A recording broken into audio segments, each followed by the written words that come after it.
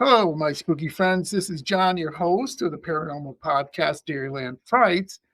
And today's episode, unfortunately, we had some little bit of some technical problems, but I still wanted you guys to hear it because Varla, she was awesome.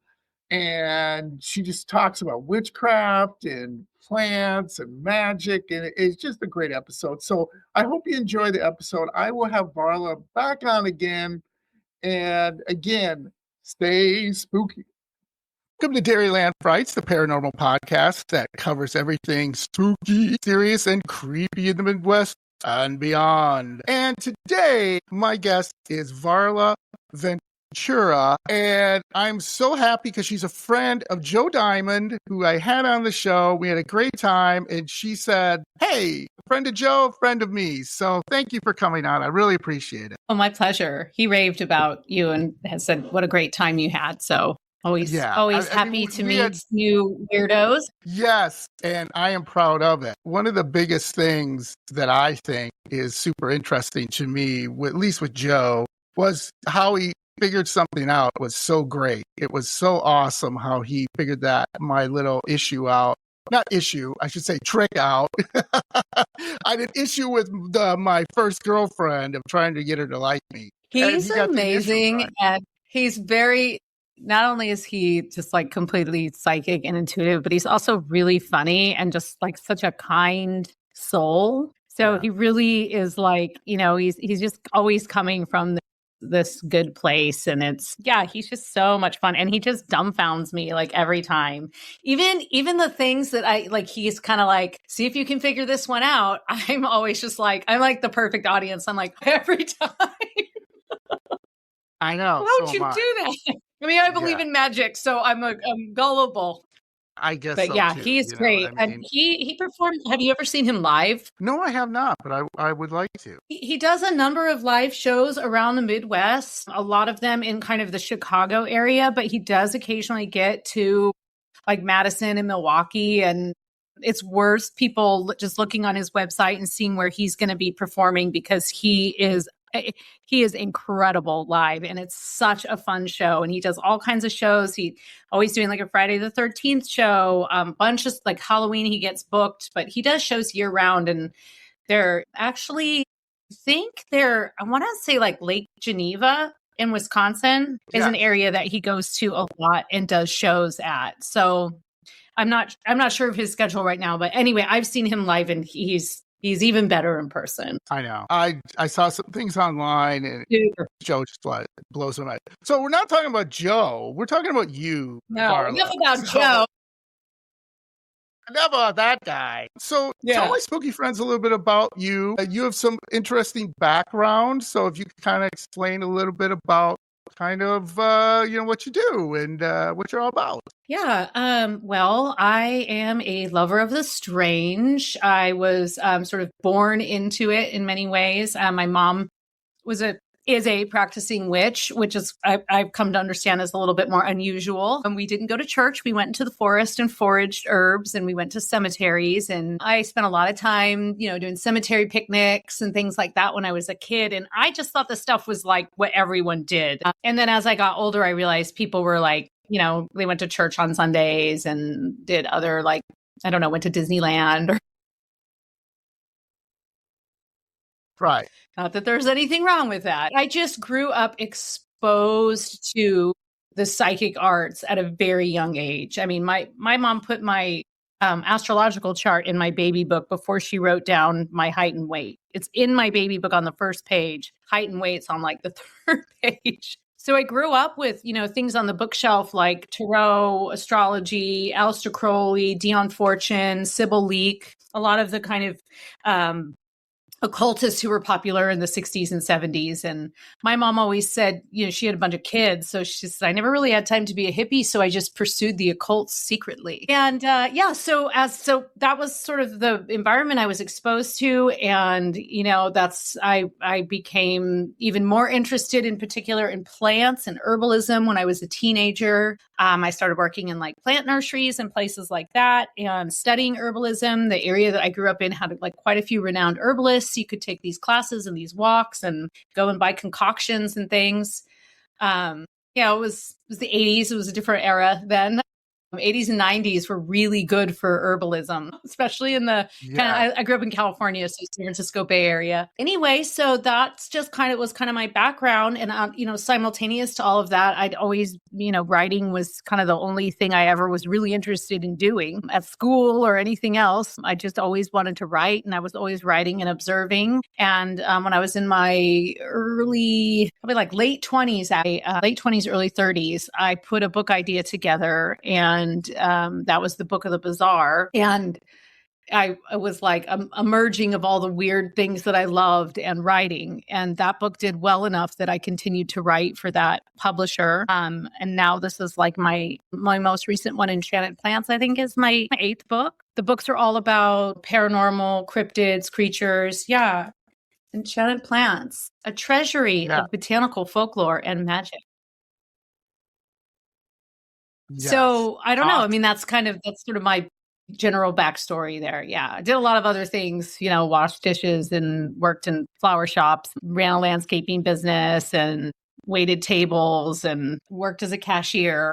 Did a lot of things before I was actually able to really focus on writing and editing as more of a career. That's awesome. And, that's something I think with medicine today, it's interesting because there's still things we're all figuring out, and there's still things I think we can learn from each other, whether it be specific sciences or specific herbalists, that we can grow together. You know what I mean? I don't think one's better than the other, but there's some things, right, we can maybe use to help progress, with certain medical conditions. Sure.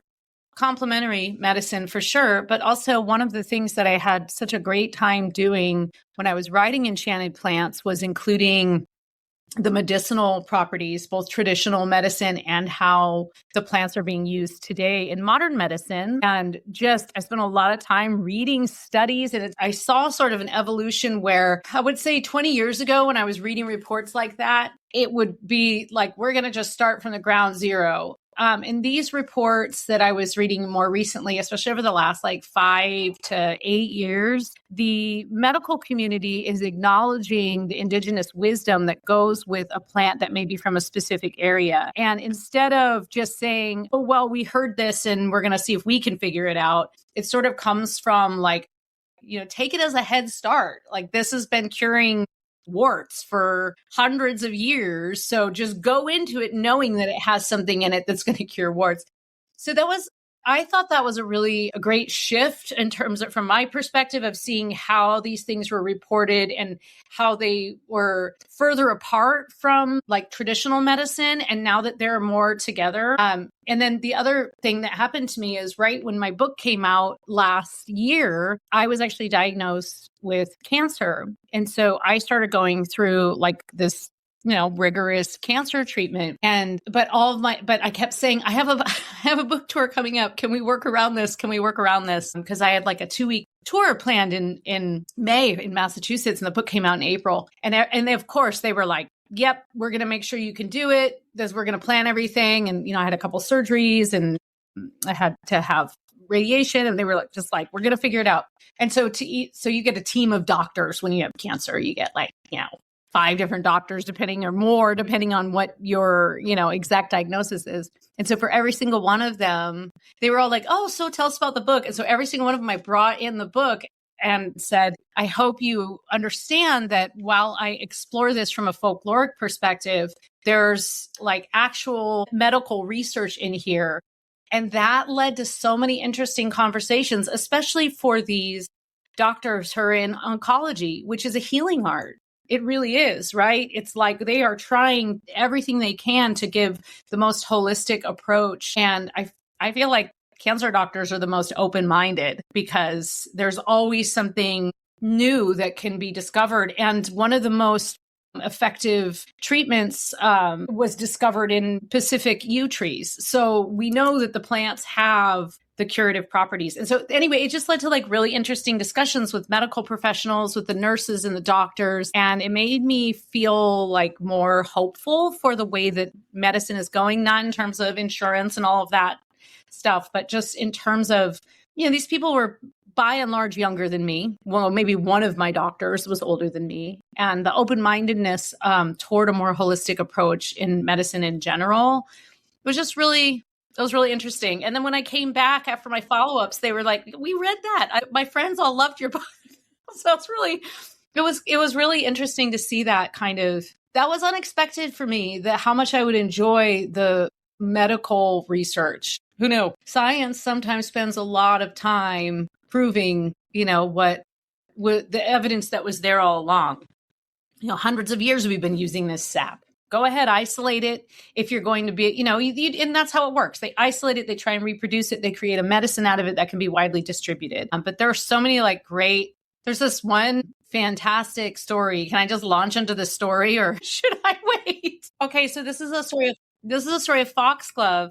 And foxglove or digitalis, this is a plant that is commonly grown in cottage gardens. It's a beautiful flower. It's sort of almost like an old-fashioned flower. You see it in like all of these old paintings and things and illustrations of like the little cabin in the woods surrounded by the flowers. And foxglove is one of the more poisonous, but also therefore one of the most powerful plants that grows on the planet. And from foxglove, for many years, we have been isolating something called digitoxin from it, which is a treatment for like heart arrhythmia and heart attacks. And this is, interestingly, in a large dose. If you were to just chow down a foxglove plant, which probably wouldn't taste very good, it might cause a heart attack, but it also will save your life. And this is a known, digitalis is a known source for this and has been.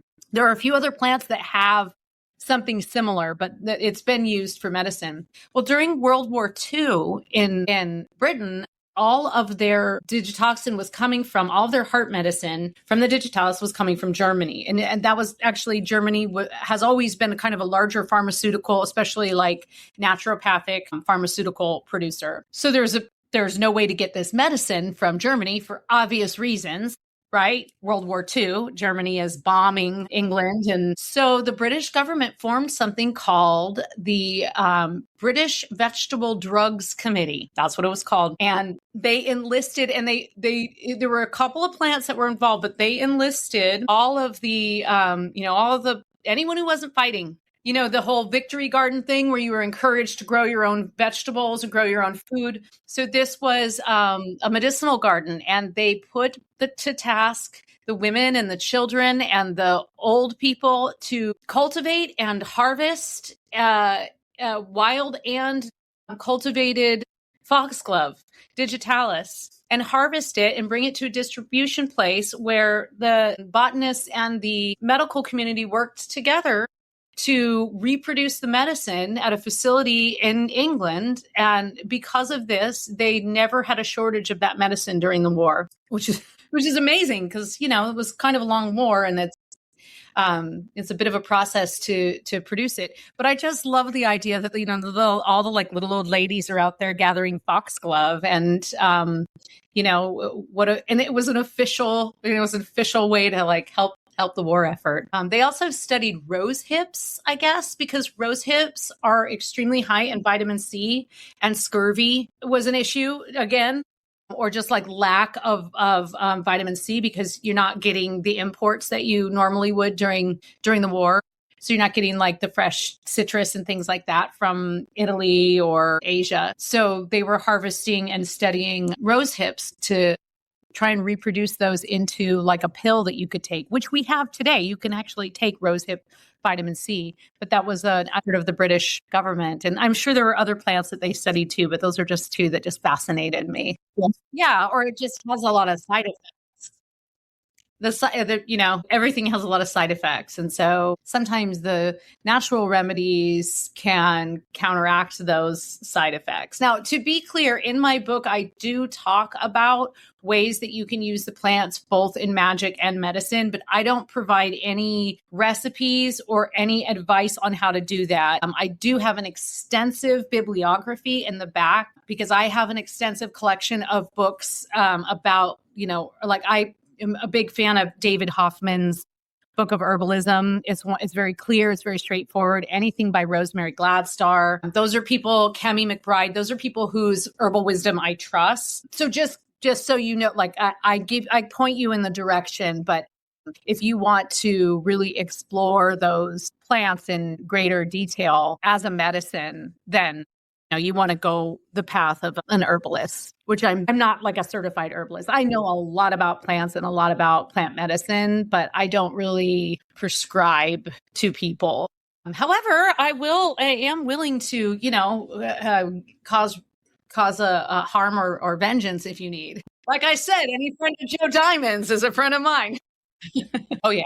Yep. I can remember exactly. I was maybe like 3.5. And this is how I learned to lucid dream as a toddler. That's what the title of this story would be. I woke up from this nightmare and I had this nightmare that I had been running through this field and I fell into this big ditch. And it was just really, I kept repeating it. And my mom came in and she asked me what I was crying about. And I told her, and she said, okay, this is what I want you to do. I want you to lay back down. I want you to go back to sleep. I want you to run through that field again. I want you to fall into that ditch again. And then we had at the time, our family dog was a beautiful Harlequin Great Dane. His name was Kind Sir, and he was white with black spots, and he was like a horse to me. And she said, I want you to imagine that Kind Sir comes and drops a rope down to you and pulls you out. And so I laid back down. I ran through the field. I fell into the ditch, and the dog appeared and dropped this rope down and pulled me out.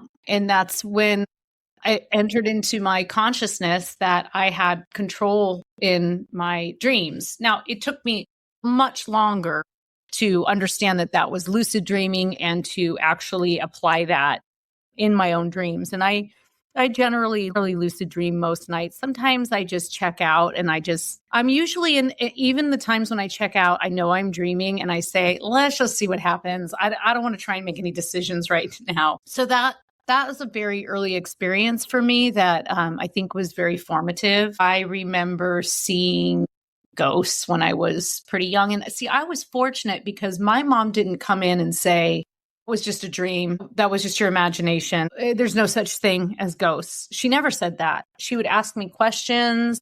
She would, actually, I think she was just so curious. Like, what did you see? But she would ask me questions and she would kind of talk me through it. And then she would offer some kind of solution like, well, we also have the ghost of great grandma. So if that ghost is scaring you, why don't you just ask for her and ask her to help, or just things like that. So she was never dismissive of those experiences for me. And I think that is critical because, John, you've probably talked to a lot of people through this podcast, and I have met so many people in the paranormal community and so many people that have come to me with their first story or just, kind of coming at it like with a bit of fright, like not really sure that they should even be talking about it and not really, just like not really knowing how to deal with it. And it was never stigmatized for me. Never. So I never thought there was anything weird about it or shameful and also, you know what? I don't really care if people think I'm crazy. Well, what's interesting to me about the paranormal community in general and the whole idea of proof and evidence is that it's impossible to achieve. I have my own experiences and I have my own proof that rests in my mind.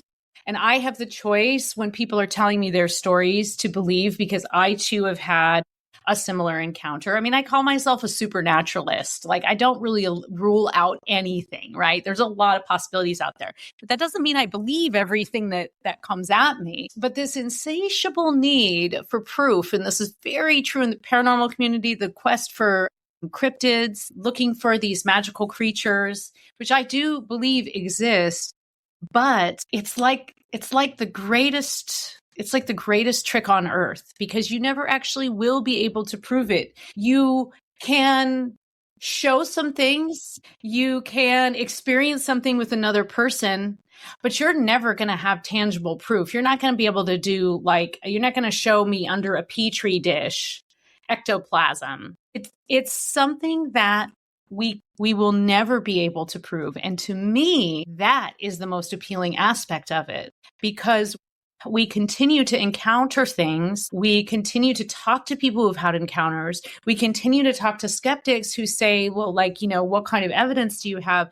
And I mean, I would say, like, what kind of evidence do we have? We've got some EVPs. I've heard some convincing EVPs. Can I guarantee 100% that those EVPs were not doctored? No, I cannot. Only thing I have are my own personal experiences, of which there are many, and the word of others when they're telling me their experiences. And my belief that regardless of where you stand on the issue, you must admit, well, there's no way we know everything. So there's always this mystery to it. And I think that that's actually one of the biggest things that's appealing about the paranormal is that it's like, it's an endless pursuit. You'll never know it all. And all you can do is gather stories and evidence for yourself. So I think anyone who throws a stake in the sand or in the ground and says, well, this is 100% true. They don't have any way of proving that. I can give you my opinion, of course, but we don't have proof. I mean, if something tapped me on the shoulder right now and manifested behind me, then that, maybe we'd have that on video. That'd be amazing. Well, the proof is and even before that, during the spiritualist movement, we had fake spirit photography and fake ectoplasm and things like that. So there's always been this pursuit for proof and also this desire for connection with the other side and for the answers that we think we can get from the other side and the wisdom we think we can get from the other side. Ancestral worship is really important. That's an important aspect of witchcraft. It's an important aspect of many cultures to pay homage to the dead. Sometimes in the, in the most sort of modern Western view of how we approach death, we miss a big component of it. We keep it very sanitary. We only grieve for a certain period of time. We're ashamed to talk about our grief. We're ashamed to cry in front of others. And this all, I think, connects to, our relationship or our disparity in relationship with the dead. I have something I'm putting her in the backyard for free. Give me a $20 shovel. Mm-hmm. Right. Yeah, I agree. And actually, it made me think when you're talking about like Uncle Joe laid out or whatever. In my book, Paranormal Parlor, I have this chapter on like funereal customs. And I do actually occasionally do this as a topic at like a dinner thing or at a library. And I call it sponge cake at funerals. And it's sort of like the origins of a bunch of like funereal traditions that we use today, but like things that also have been lost. So today, right, when somebody dies, someone starts a food chain or like a food train, right? And like suddenly there's lasagnas and casseroles and all kinds of things like showing up or at a funeral, there's always like sandwiches and stuff like that. And once upon a time, what people used to do was actually serve that food over the coffin as a sign of respect to the dead and as a show that person was very important. So they would either lay the food out on the coffin or they would pass it over. And specifically in Wales, they made these little coffin-shaped sponge cakes, sort of looked a bit like Twinkies, actually. And they would pass them over to all of the people, especially if it was like a really like well-to-do member of society. And they had like having a little candle, that candle agrees. They really wanted to like prove that this person was a positive influence. And then I found this one like bill for, I think it was a Scottish funeral, and the how much they had spent. And this was in like 1890, like how much they had spent on whiskey, and it was just amazing. But the idea was it was being this last meal or last way for the dead person to give back to the community that sustained them. But the idea, I mean, like I've picnicked on cemeteries, on graves. I've never picnicked on a coffin, but if you wanted me to, I would. Well, you also had to wait. It wasn't like today where you just like coroner comes in. Like you had to wait. Like sometimes you had to wait days as the coroner came by wagon from the nearest city. And so you were just there hanging out, hoping to keep them on the cool side and, All right.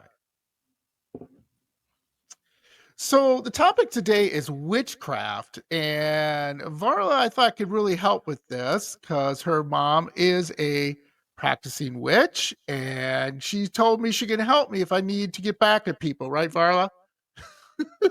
Yeah, I can help you. It has to be offline though. Like Yes, it has to be offline. Yeah, we don't keep it enough.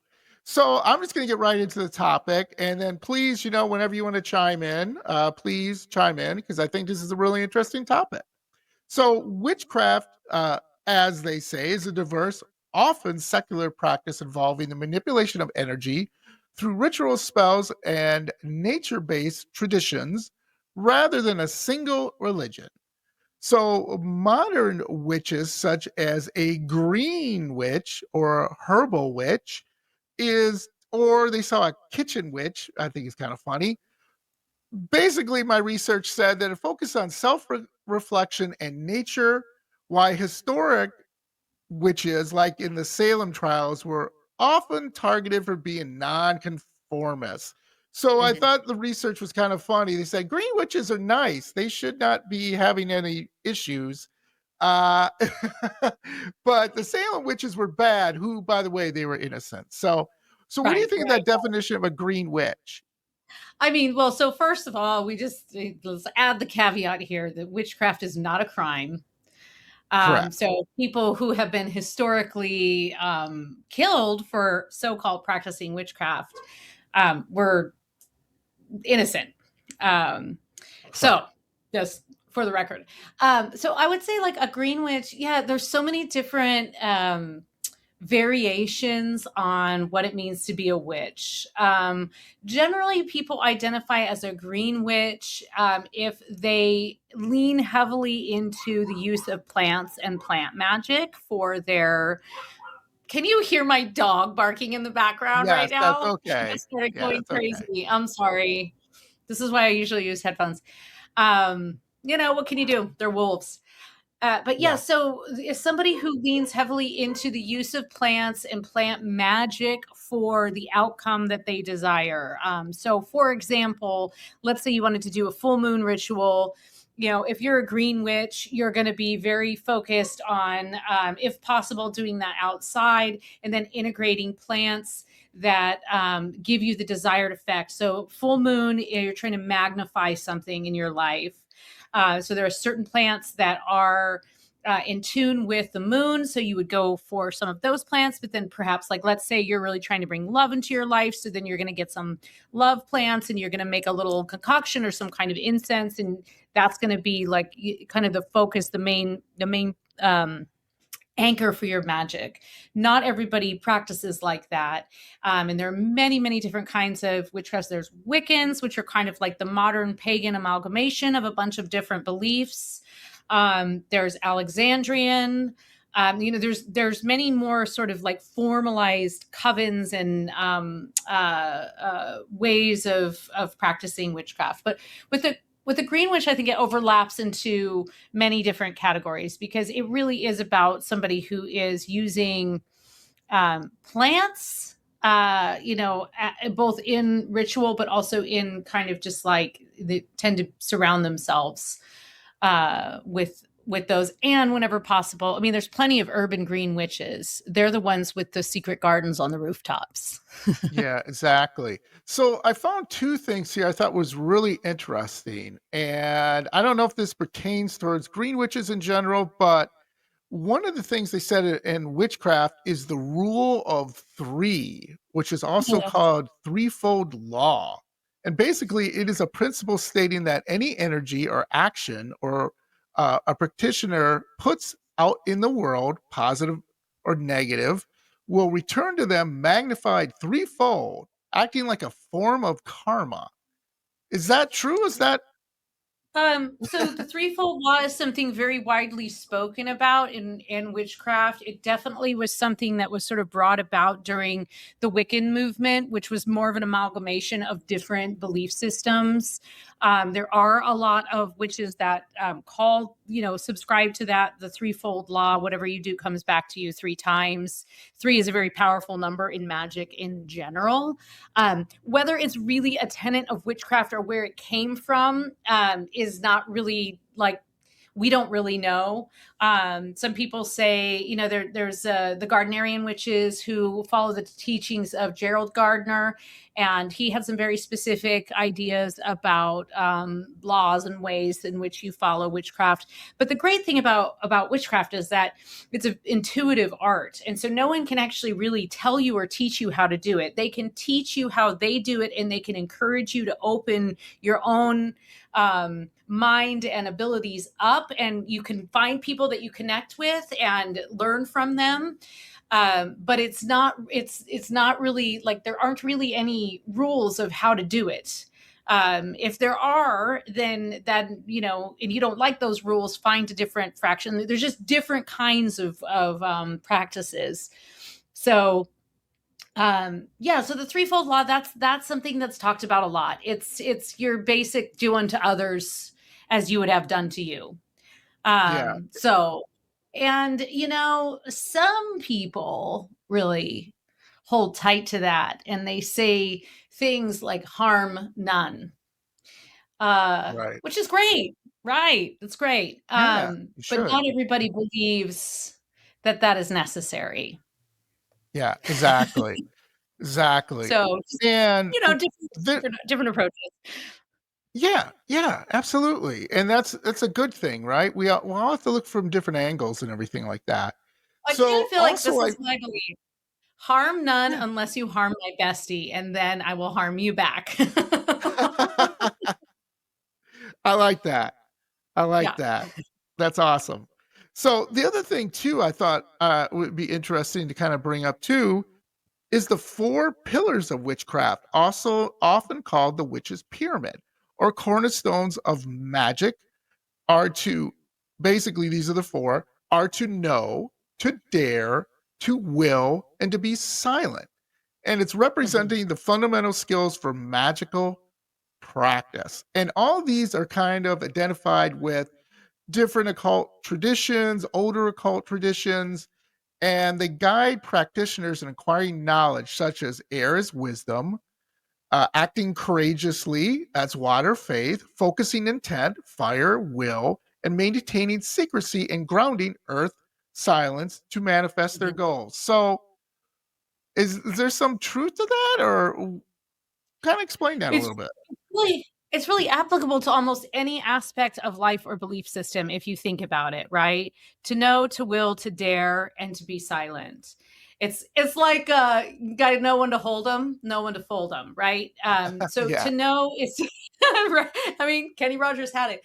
To know, I mean, think about that with any course of education you're taking, or in any course of interest or pursuit. When you're gathering knowledge, and it's not just that you're gathering knowledge from outside sources. You maintain an open mind and gather knowledge, but you also begin to trust your own knowledge. That's what knowing is, to trust your own intuition. That's a great principle to live by. um to will is to fight through anything. We all need willpower to get through things, whether it's a crappy day at work, or quitting a habit, or starting a habit, or just kind of sticking with something long enough to make it and to make it happen. To dare, I mean, taking risks is at its core. While it's a very frightening thing, it's an absolute necessary thing. Nobody ever just sat around and someone just said, hey, I want to publish your book, right? You have to put yourself out there. No, that you have to put yourself, you have to dare to do things that make you afraid and make you feel insecure. I think everybody benefits from that. And in terms of like a magical practice, um, being willing to dare to challenge yourself and also to challenge others is that's a very powerful tool. yeah, And then to be silent, that's the know when to fold them, right? That's when you are just like, all right. I mean, that's a big part of witchcraft itself. True witchcraft is not based in braggery. So, a system of rewards and brags and medals. That's a patriarchal construct of a religion. And witchcraft at its core is very matriarchal. That doesn't mean it's exclusive to women, but it is outside the confines of a ordinary societal structure, I believe, at its core, because it is coming from, a different place. And that place is that there's room for everyone at the table. And this is that kind of the core of a matriarchy, is that you are a man and there's room for you at the table. And there's also room for, all of these other people, versus there's only room for, one type of person. And so, part of that with witchcraft is not bragging about what you've done or expecting reward for what you've done, and also to keep the secrets, because there are certain secrets to witchcraft that are best not shared. I mean, there are certain rituals that people are not ready for. There's things that, are kept behind closed doors for a reason, because the mind needs to be prepared. The mind and soul need to be prepared to enter into something that has that much power, or can have that much power potentially. So the silence is very important, both in like your own practice and in what you do within a circle of people. But so like all those things are like tenets of witchcraft. They're really tenets of life, right? They really apply to, you could just almost any situation. Yeah, exactly. So, Varla, what's the biggest misconception about witchcraft? Other than the same old, like it's bad, like it's evil, like you're going to do something bad with it. That's the biggest misconception, is that witchcraft is a supernatural power that that we get from the devil. I mean, that's what got us burned and hung. And but truly, a witch is somebody. And it's interesting because I had this woman come into a workshop I ran the other week, and she kind of came in at the end, and she was working with archetypes, and she said that she pulled this witch card. And this was a woman who obviously had been raised like fairly conservative in the Midwest. Or I don't know how conservative she had been raised, but she hadn't been raised to really like tap into that. And she had been raised to think witches were bad, witches were evil. And so she was having a real hard time with the witch archetype. And that led to a very interesting discussion, because I've always idolized that archetype. I've always seen that as an archetype of power, but many, many people do not. They see it as an archetype of danger. And the thing is it is an archetype of danger, but it's a danger that we should be able to embrace. So that's what I told. I was like, it's not that witchcraft is all good. That's not what the witch is about. The witch is about reflecting the dark side very frequently. And we need to be able to look at that dark side in order to figure out who we are. So there's a lot of shadow work involved in witchcraft. And shadow work is basically like therapy. I mean, that's what it is. It's facing your demons and your fears. Yeah.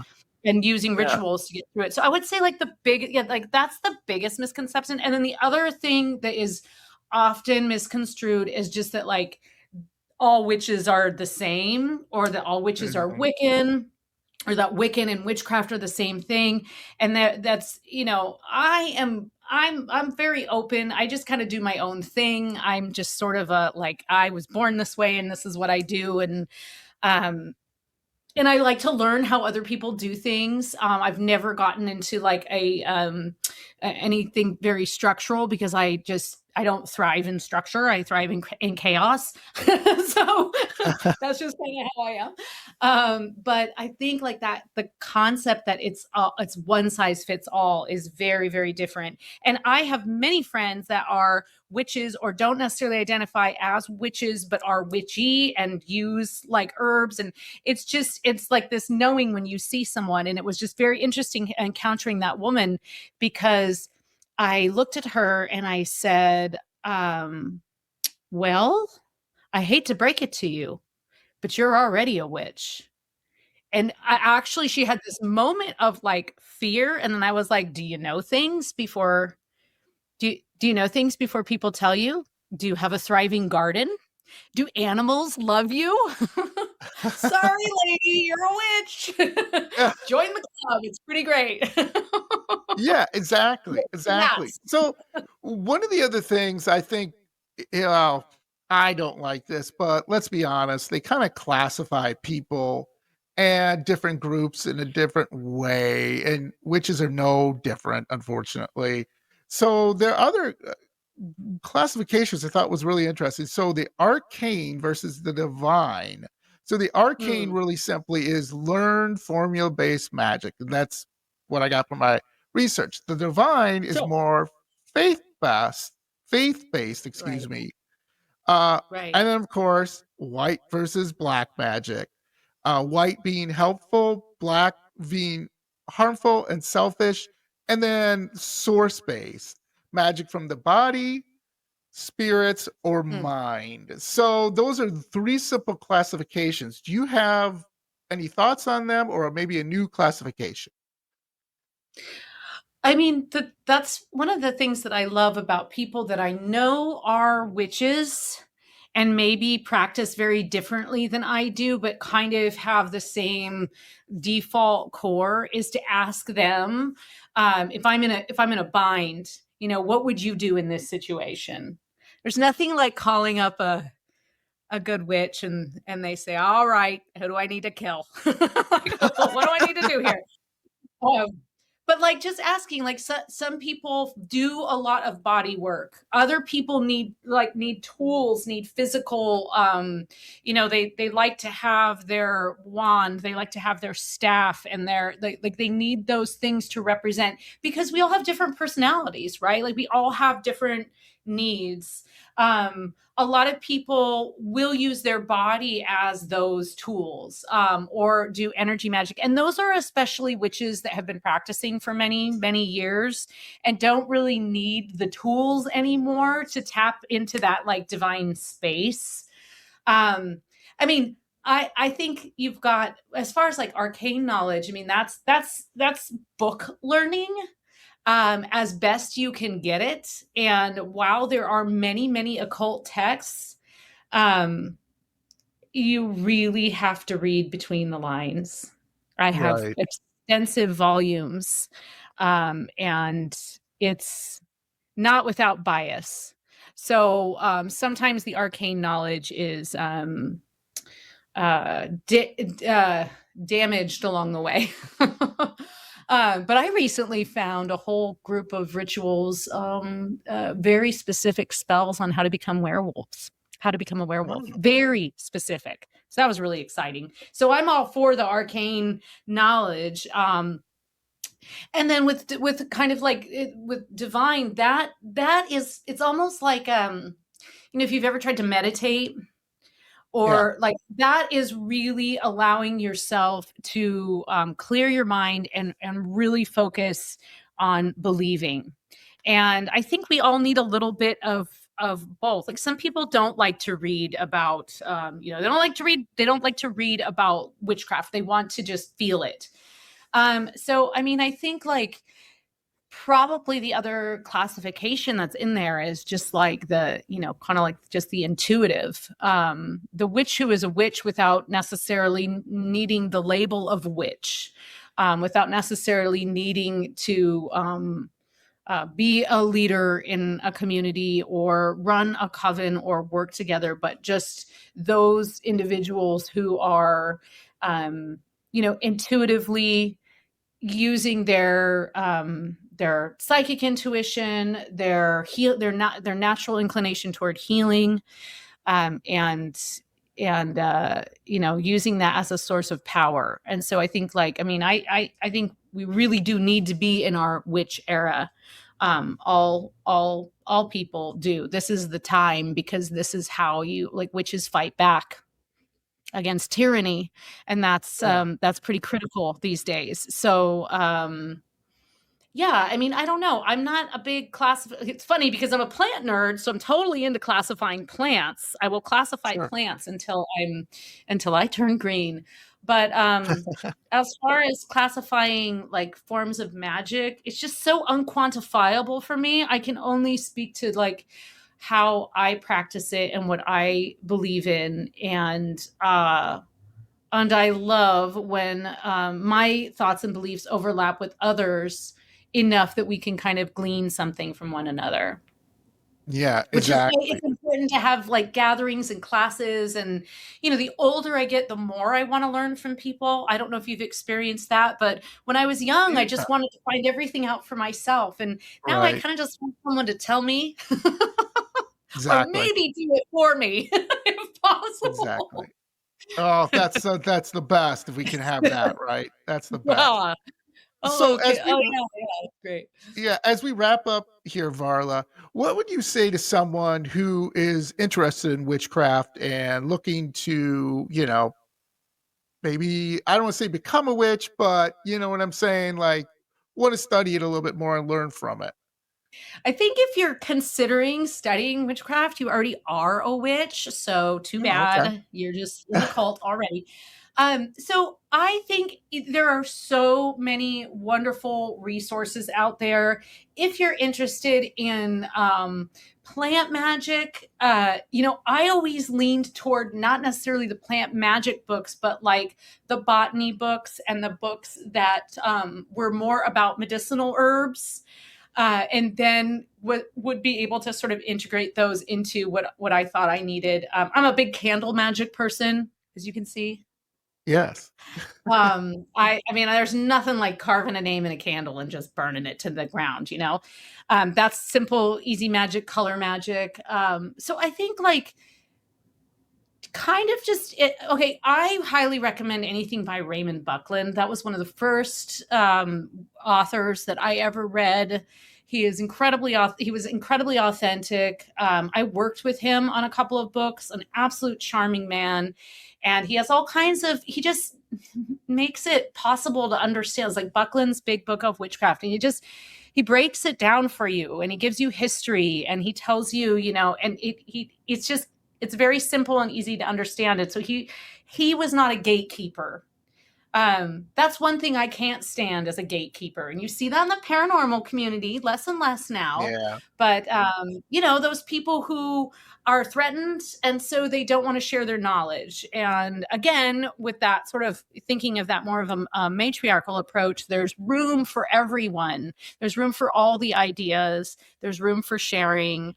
And it's better that way in many ways. It's better for all of us. So in witchcraft communities, there are gatekeepers, of course, but by and large, you find a pretty generous group of people who are willing and do at their core want to help others.